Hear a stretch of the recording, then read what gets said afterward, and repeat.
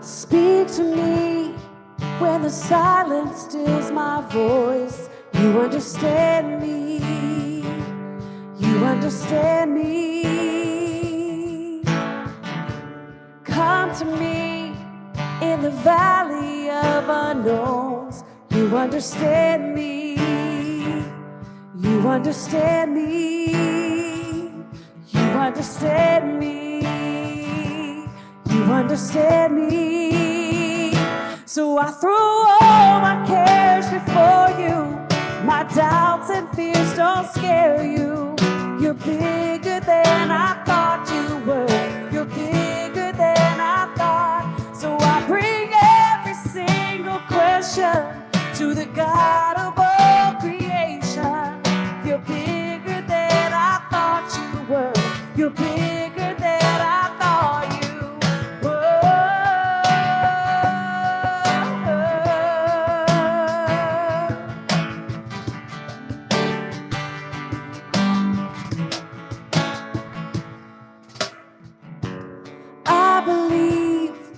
but help my unbelief.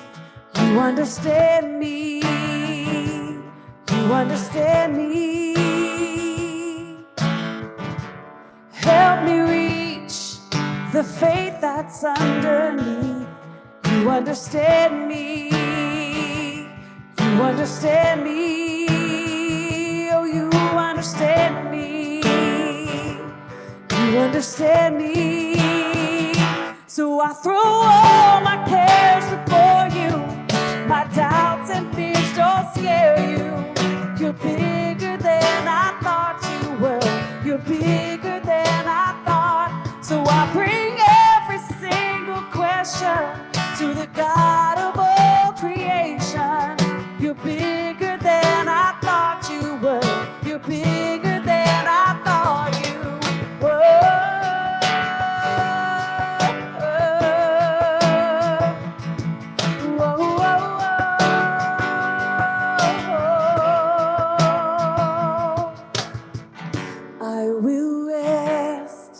In your loving hands, leave the rest in your loving hands. I will rest in your loving hands, leave the rest in your loving hands. I will rest in your loving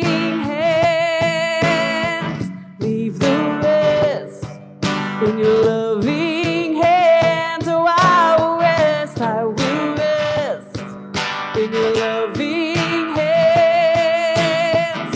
Leave the rest in your loving hands. So I bring all my cares before you.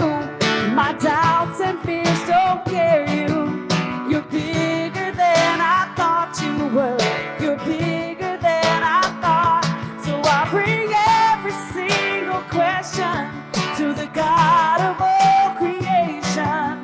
You're bigger than I thought you were. You're bigger than I thought you were.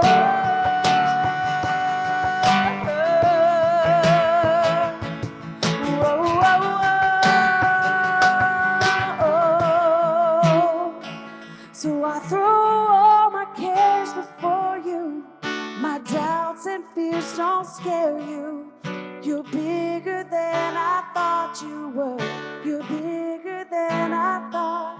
So I bring every single question to the God of all creation. You're bigger than I thought you were.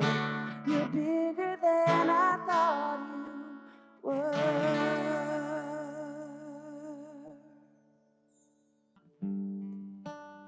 Well, good morning, Grace Point. We are so glad you are with us. We want to welcome you to our live stream service coming to you from Clementine, Nashville.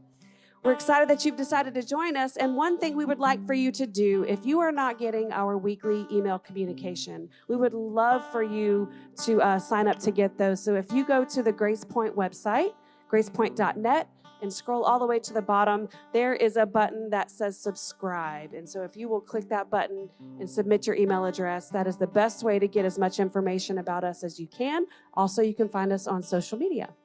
Now, Josh. Good morning, Grace Point. So glad to see you here with us today. Miss seeing you all in person, miss getting to hug your neck, but so glad that we're still able to connect in this way. I wanted to share a couple things that are coming up so that you'll be in the know on what's going on. You may have seen a video this past week that we released on Facebook where I shared the announcement that we're going to continue suspending our in-person gatherings through the month of April. After our LC met by phone last week and we took in all the information, everything the experts were saying, the recommendations of the CDC, we realized that the most loving thing we can do to our neighbor, both the neighbors who would be in this room and the broader community, is to continue to suspend our gatherings. Now, Easter's in 2 weeks, and I know that we were really excited about that. 3 services. It's going to be a great day. So I hope you'll plan to join us. We're going to celebrate. This room may be empty on Easter, but the tomb will be too. So I guess that'll work out.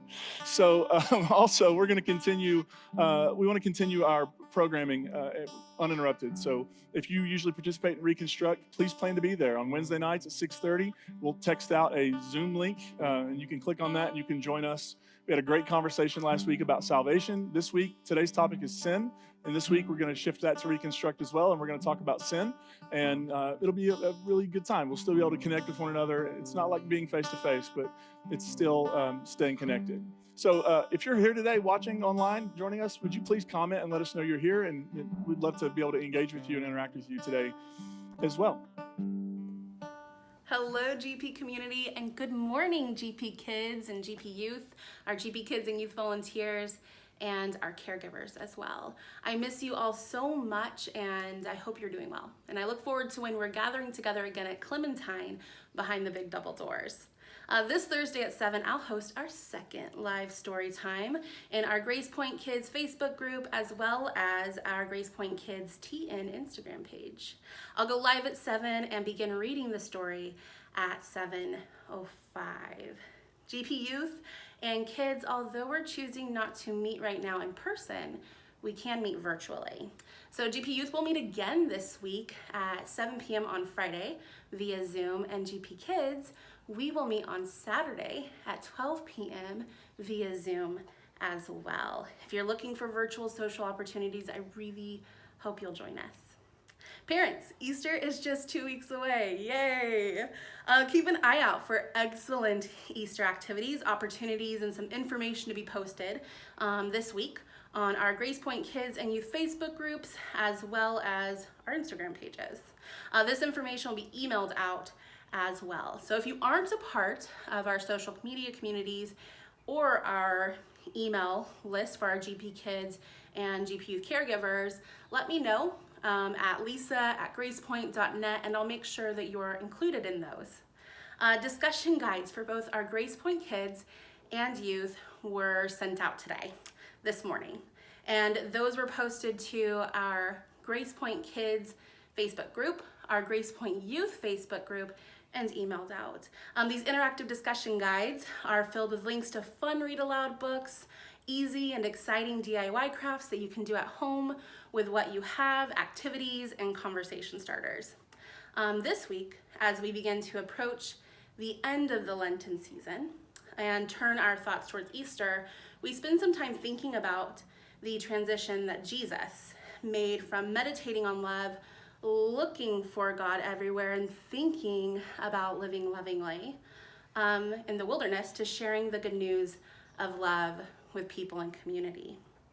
This week we ask ourselves, what does love look like in my community right now, and how can my actions, what I choose to do, be a beautiful picture and story of love? And so peace out, air hugs, and so much love to each and every one of you.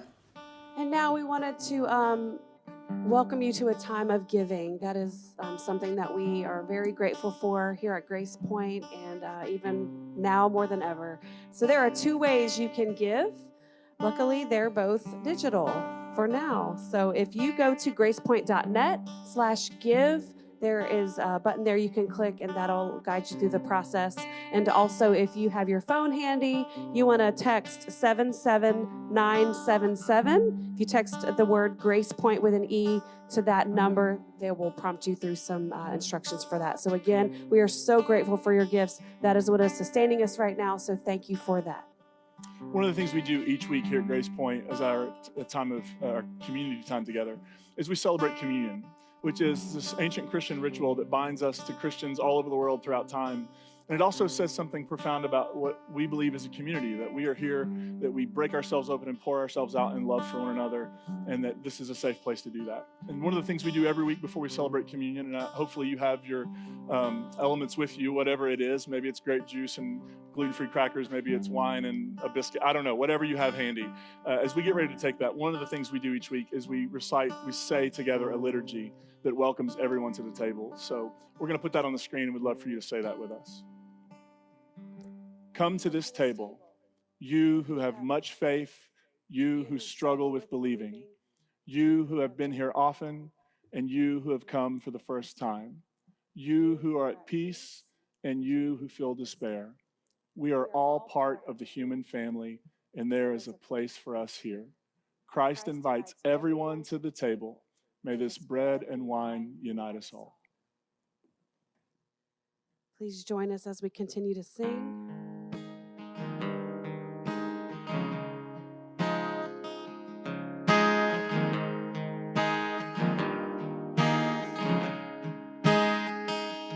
We're together in this. Sure, we've got our own politics. Sure, we've got our own religions. We're still together in this. We're together in this. Sure, we've got our own set of problems. Yeah, we've got our own things we want to change, but we're still together in this.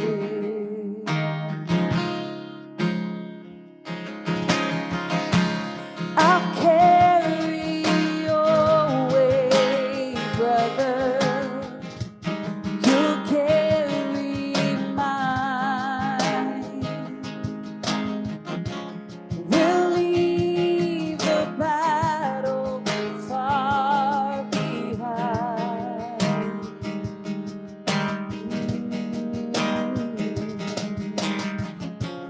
Let love and peace become all that we need. Oh,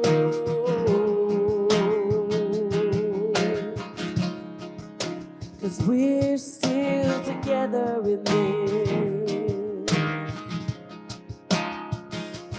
We're together in this. So put away your blood and your violence. Rest in solitude and in silence. 'Cause we're still together in this.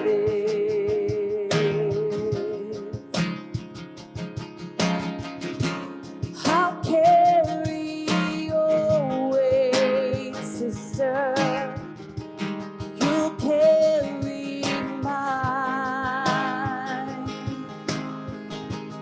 We'll leave the battle far behind.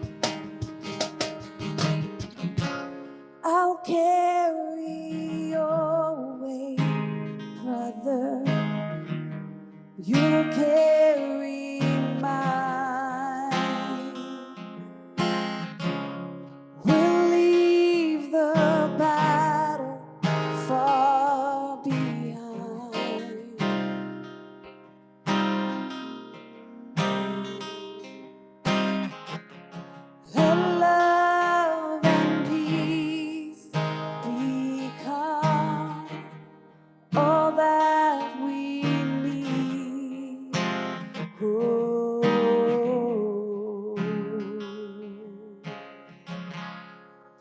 'cause we're still together in this. We're together in this.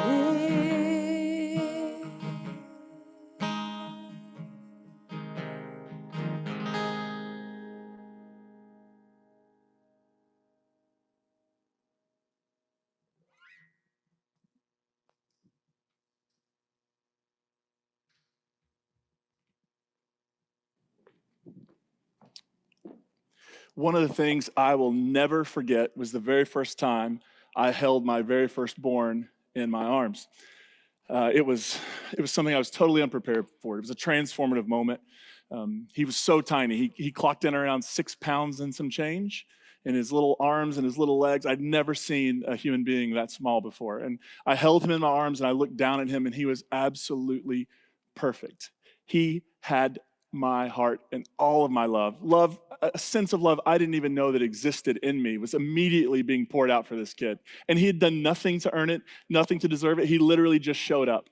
And in that moment, I realized that Meatloaf had been wrong the whole time because I would do anything for love and I would even do that in that moment for this kid. And it was a moment that looking back on it, I will never, ever, ever be able to duplicate. It's a one-off. And there's something else that happened in that moment too. I had an immediate theology shift.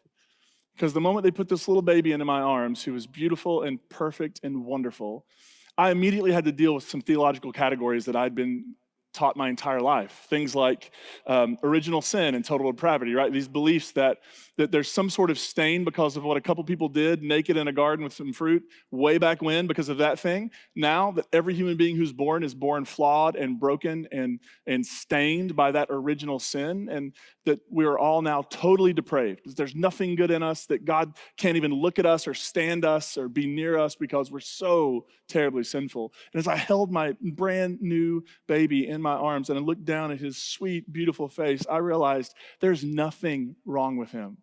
He did not come into this world broken. He did not come into this world sinful. He did not come into this world separated from God. He came into this world inherently united with God and still is inherently united with God. And so in that moment, just holding this child, knowing a love that I'd never known before, my theological categories for sin began to change. Because I can no longer look at this child and say, you are deserving of eternal damnation. I could no longer look at him and take those categories, which had been about other people, and place it on my child. And so it began to shift my understanding of what we mean by sin. We typically talk about sins. I think it might be fun right now in the comment section if everybody would just type, let us know what your favorite one is, and then we can all talk about each other later. That'd be a lot of fun. I'm totally kidding, of course. But the way we tend to talk about it, right, is sins, plural. Sins, plural. There are multiple of them. And the way we usually think about sins are these lists of do's and don'ts, things you're allowed to do that are permissible, things you're not allowed to do that are not permissible, things in the middle that are a little gray and you can get forgiveness for later if it's a problem. And then we have this whole idea of sins of omission and sins of commission, right? Sometimes you can sin by doing something, and sometimes you can sin by not doing something, omitting something that maybe you were supposed to do, that you were expected to do. And that's typically how we've talked about sins. And then what the point of religion becomes, what the point of the Christian, in this specific example, the Christian tradition becomes, is just to manage our sin, to deal with all the sins, to try to keep this sin in check, and then this one pops out, and then this one, right? It's become sort of a sin management, just trying to keep the bad ones at bay and getting forgiveness for the little ones that we engage in. What's interesting is the Bible does not focus on sins, plural.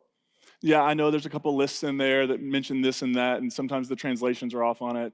And yes, it does talk about sins, plural.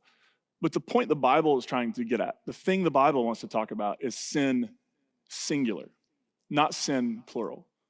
In the biblical tradition, there's this understanding of sin, and then there are these sins that are symptomatic of this bigger thing. There's sins, of course, yeah, we all do stuff, but then there's this thing that is sort of they're emanating from, and it's this idea of sin. And I want to read a story for you from the book of Genesis. And it's not going to be the story you expect. When we talk about sin, original sin, or whatever you want to call it, When we talk about sin, we often go to Genesis 3, right? Adam and Eve in the garden, naked, walking with God, have the run of the place, and then they take the fruit they're not supposed to take. They eat the fruit of the knowledge of good and evil, and then they realize they're naked and the whole thing falls apart. What is really interesting, and I can't get over this the more I think about it, the word sin is never mentioned in Genesis chapter 3, does not come up. What happens between Adam and Eve and God in Genesis 3 is never in that chapter identified as sin. The very first mention of sin in the Bible happens a chapter later, and it happens in the story of a man named Cain and his brother Abel. And so it's Genesis chapter 4. The man Adam knew his wife Eve intimately. She became pregnant and gave birth to Cain and said, "I've given life to a man with the Lord's help." She gave birth a second time to Cain's brother Abel. Abel cared for the flocks and Cain farmed the fertile land. Sometime later, Cain presented an offering to the Lord from the land's crops, while Abel presented his flock's oldest offspring with their fat. The Lord looked favorably on Abel and his sacrifice, but didn't look favorably on Cain and his sacrifice. Cain became very angry and looked resentful. Literally in Hebrew, it's his face fell, and I think we all know what that feels like. The Lord said to Cain, "Why are you so angry? And why do you look resentful? If you do the right thing, won't you be accepted? But if you don't do the right thing, sin will be waiting at the door, ready to strike. It will entice you, but you must rule over it." The first mention of sin in the Bible happens in a conversation between God and Cain, who is resentful and angry that his offering wasn't accepted in the same way his brother's was accepted. Now, this story is full of all sorts of things that I don't understand. Like, why are they making an offering? Was that just a human impulse, or was there some sort of divine command they were given that we're not aware of? And why is it that Abel's offering was accepted and Cain's offering wasn't accepted? And we don't get any of that information. What we get is that that's what happens, and Cain is angry and resentful, and God essentially says, if you're not careful, sin is waiting by the door to pounce on you, and you've got to resist it. Right, so sin isn't inevitable for Cain. It can be resisted. He can do something else, and yet it's right at the door ready to pounce. And of course, spoiler alert, if you haven't read the story, the next line Cain says to Abel, "Let's go out into the field." If somebody says that to you, you need to run the other way. Because they go out into the field, Cain kills his brother Abel, and God essentially speaks to Cain, and it sets off this chain of violence throughout human history. That if Cain gets injured, there'll be this much revenge, and if Cain's descendant gets injured, there'll be this much revenge. And it essentially just creates what we know as human history, this bloody, violent history that we share and have shared on this planet. What's interesting is that shame plays sort of a kickstarting role in Cain's story. I mean, that's what he's feeling, right? When he goes and makes an offering and it's not accepted in the same way that his brother's is accepted. He's embarrassed, he feels let down, he feels like he's being treated unfairly, and there's this shame that comes over him. And even though he's warned, he still goes out into the field and kills his brother. And that's the introduction of sin singular in the Bible. Sins plural come later. Right? And I actually think you can make a differentiation here to say that what you see Cain do is part of sins plural, but it shows us what sin singular actually ultimately ends up being. Sins plural are symptoms of sin singular. Now, when I was growing up in youth group, we made a big deal out of memorizing the Roman Road. I don't know if anybody else, I was about to raise my hand, but I can't see any of you.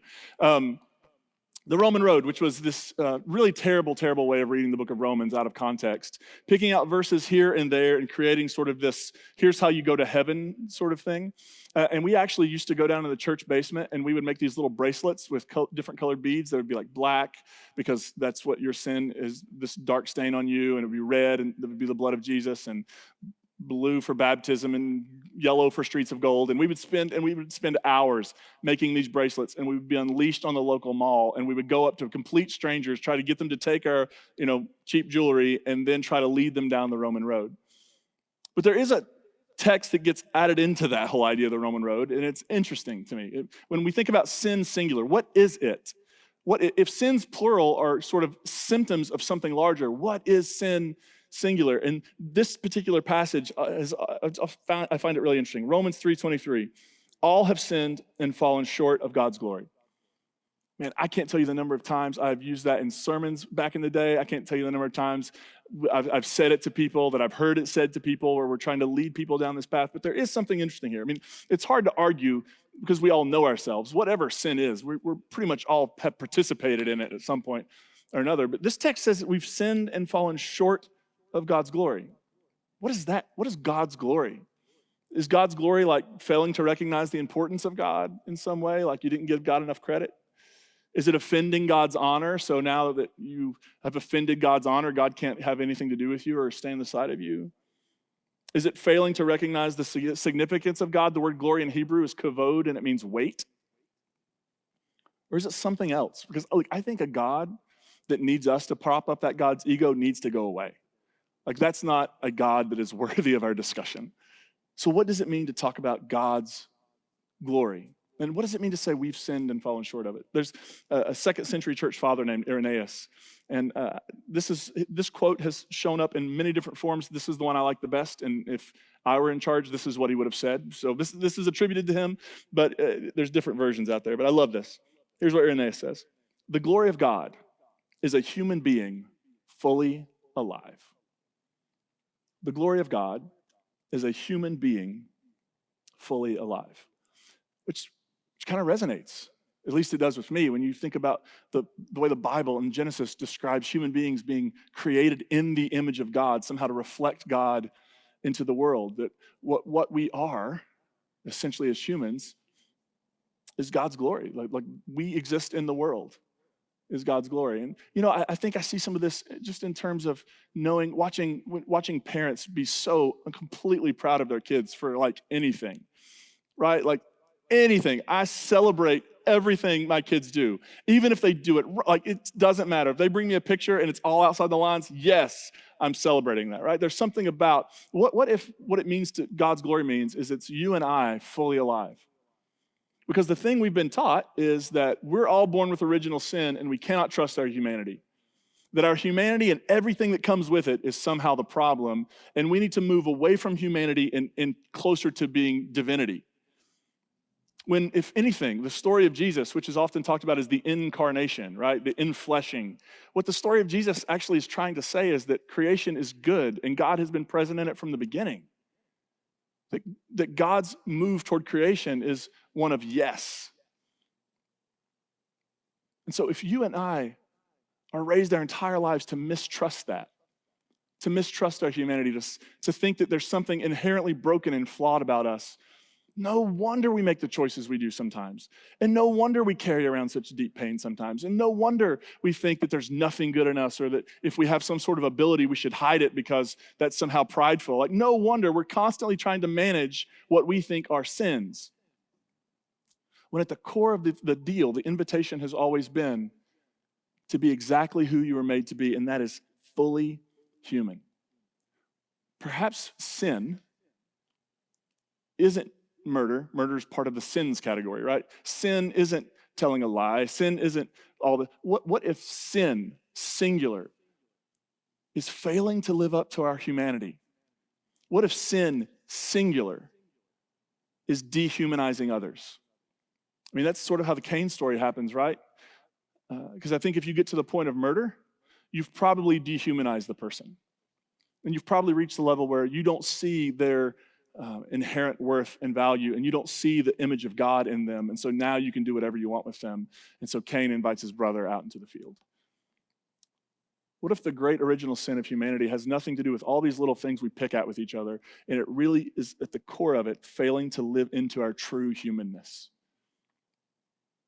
And of course we have. And of course we still do, right? Religious institutions make a killing on trying to keep us to be telling us we need to be less human and more something else. When in reality, maybe what we're supposed to be, maybe what we're made to be, created to be, what we're here to do is to be as fully human as possible. And if you think about all the things that we would put in the sins category, all those things are ultimately are things that happen when we fail to live up to our humanity. We live beneath it. Anybody ever said you made a mistake and you're just like, I'm only human, right? That's not the truth.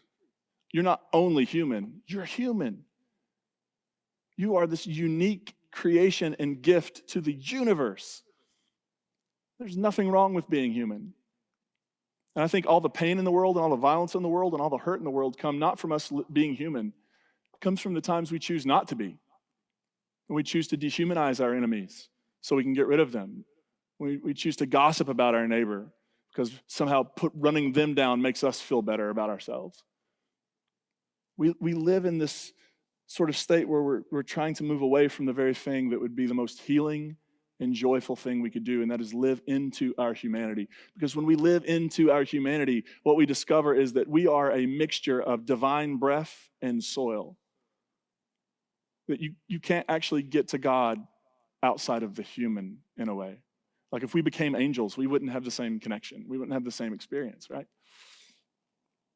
What if falling short of God's glory, the thing I've been as a youth, I was terrified of doing, is what happens every time I choose not to love, but instead to hate? What if it's every time I choose not to see the value and worth, even in my worst enemy, and I choose to sort of send them down in another category where, if something bad happens, it doesn't matter as much because they're not with us.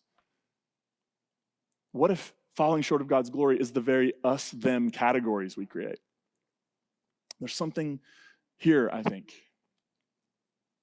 And yeah, we manage sins, but what if we actually went to the root of the issue? What if we started asking questions about the way we actually live and engage?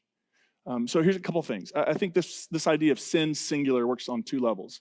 I think it works on a corporate level, like everything, and then I think it works on a personal level. The ways we sort of societally and as a species engage in it, and then the ways we engage in it in our own sort of experiences. And I think you can look throughout world history and you can see all sorts of sins, plural, being carried out because of sin singular, this dehumanization of others. Because slavery doesn't happen without dehumanizing others.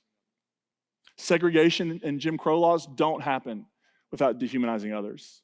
Auschwitz doesn't happen without dehumanizing others. Putting the economy above human lives does not happen without dehumanizing others. The great tragedies that we have created in this world have been born out of dehumanization. And I think that all of it, going back to this in Genesis, this sort of mythical first murder, where one brother kills the other and sin enters the story in a way that the Bible wants to tell. It's never been about those individual things here and there. It's all been about this thing that's under the surface driving it all. What about personally? I mean, I have to tell you, I spend maybe way too much time deleting Facebook comments that I never hit send on, thankfully. Because often when I'm at my most lizard brain moment on the internet, I'm going to say something that is unhelpful. And this is also true in person. I say lots of things sometimes that, sometimes my brain moves faster than my mouth, or no, my mouth moves faster than my brain. I think my brain sometimes apparently doesn't move at all, but if it were moving, I think sometimes my mouth gets ahead of it. What are the ways we dehumanize others? I mean, because that's what ends up happening, right? When we can dehumanize somebody, then we have license to do whatever we want because they're not human. They're somehow beneath us. What if as a human being, I chose not to run away from my humanity because that's what gets us into trouble? What if I chose to run into a full humanity, a full divine image-bearing humanity, where I looked at the people around me not as people who could either help me advance or help me get where I need to go, or that if I did this to them, I would look better and be more respected? What if I was able to actually become a human being who didn't need other people to prop him up? What if I became a human being who could see the divine in every other human being? Then, I don't think we have to spend so much time worried about sins,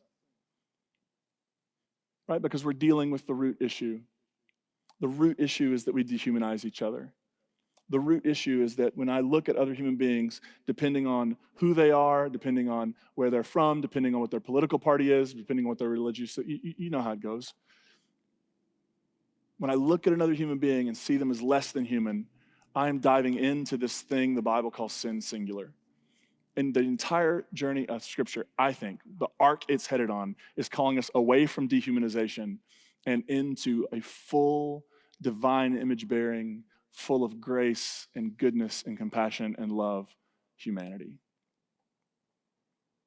Sometimes people ask the question, like, what do you think about humanism? I think God may be a humanist. Because it seems like that the entire story is about God creating this creation and putting these image bearers in it to enjoy it and celebrate it and share it. And when sin, singular, enters the story, we cease to celebrate, enjoy, and share, and we start fighting over it and demanding our piece of it. And then everything gets all wonky. And that's a very technical theological term. So, what does it look like to be a person who takes sin seriously? Like, one of the things I'm asking in this series is, do we even need some of these words anymore? Do they still have license? Do they still have value? And I think looking at salvation last week, I think it does, right? Because I think we all need liberation. I think we all have a sense of estrangement at times that we want to come home from. I think we all are on this journey, hopefully, where we're seeking to become as whole and healthy as possible. Do we still need sin? Look, what I don't think we need is people marching around with signs with sins, plural, that they think are the worst, or that they even think are sins, right? Because if we all sat down and put our list of sins on the table, they're not going to match. What if we spent our time, though, not talking about sins? What if we spent our energy working on this other thing beneath the surface, this sin singular that is inviting us to fight and dehumanize and hurt and wound, all for our own benefit at someone else's expense? What if we started this on a personal level? And what if it bled out to a corporate level? What if we, as a society, what if just Grace Point, we decided, we're going to do everything we can to stop the dehumanization? Because I know we think it isn't, but it is present in the progressive world too. And sometimes I hit send on it on the internet. What if we were actually seeking to deal with the thing behind the thing? It's easy to talk about sins, but when we get to sin, singular, it's a whole other discussion. That's where we have to decide who we want to be in the world, what kind of people we want to be, what kind of community we want to be, what kind of country we want to be, what kind of society globally we want to be. Because we've seen what sin does. Dehumanizes, it takes, it kills. And yet we also know what it means to be human. And in those best moments, holding my little boy for the very first time, looking at his face, thinking, oh, this is the greatest gift I've ever been given. Nothing wrong, originally good, originally connected, beautiful human being. We have glimpses of those moments. We're seeing them right now during this pandemic. We're seeing human beings who are stepping up and putting themselves at risk for the well-being of others. Doctors and nurses. We have people who are opening grocery stores and working in restaurants and still providing food and delivering food. And we have police officers. And we have people out doing things that are actually pretty daggone human and pretty beautiful when you see them. We know what that's like. What if we chose that? Because God says to Cain, sin is ready to pounce. It's by the door and it wants to get you, but you don't have to fall for it. What if sin isn't inevitable? What if it's something we're having to choose? And what if we shut that voice off and we listen to the voice that's calling us toward more love, more connection, more compassion, and more goodness? So I look forward to hearing some feedback and discussion. We're going to talk about this on Wednesday night as well, if you're around for Reconstruct at 6:30. Is sin a word that we need to keep around? I think that it actually has some legs on it. I think it describes an issue we're dealing with in humanity of dehumanization, and I think it can begin to give us a way to maybe deal with it. Let's pray together. God, I'm so grateful for this community. I'm so grateful for the folks all around us who are doing such good work right now in a very difficult time. And may we have the courage to stop focusing on the sins, plural. And may we begin to do an inner inventory on our participation in sin, singular. May we reject a politics and a religion of dehumanization. May we reject simply labeling them as beneath us or unworthy. May we refuse to live beneath our good humanity, but may we step into the fullness of that humanity. And as image bearers of the divine, may we partner together to create this world, in this world, the kind of society, the kind of communities, the kind of relationship that we actually have always wanted. So give us courage, give us wisdom. Let us let us have the discernment to know when we're participating in sin singular. And may we choose better. We love you and we're grateful. We pray in Jesus' name. Amen. Grace Point, thank you so much for being with us this week. We'll be here again next week. And I think next week it's Palm Sunday, and we'll be talking about atonement. What does atonement mean, and do we need it? So hopefully you'll be back with us. Make sure you say hi in the comments and join us this Wednesday night at Reconstruct. Until then, be safe, be well, grace and peace.